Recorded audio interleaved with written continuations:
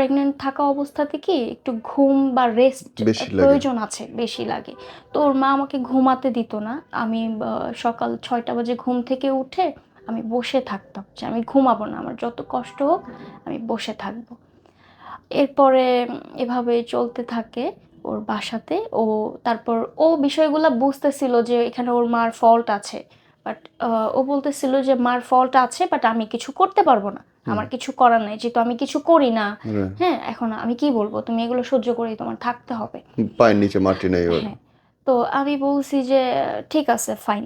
ও বলতেছে যে বেবিটা হয়ে যাক, তারপর আমিও এর মধ্যে একটা বিজনেস শুরু করে দিব। বেবি হওয়ার পরে আমরা সেপারেশন হয়ে যাব আবার ফ্যামিলির থেকে। তো এভাবে হচ্ছে যখন আমার ডেলিভারির সময় আসে, আমাকে একটা হসপিটালে অ্যাডমিট করে। অ্যাডমিট করার পর ওর ফ্যামিলি জাস্ট অ্যাডমিট করিয়ে চলে আসে।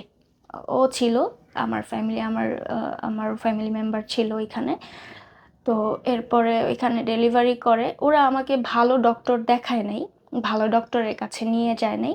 ওখানে নর্মাল ডেলিভারি হয়, নর্মাল যে সিজারটা আছে সেটা। সিজার তো সি সেকশন নর্মাল, করতে হয়। হ্যাঁ হ্যাঁ হ্যাঁ।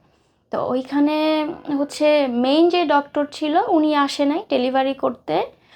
ইন্টার্নি করে যে স্টুডেন্ট, ওরা ছিল ডেলিভারি করার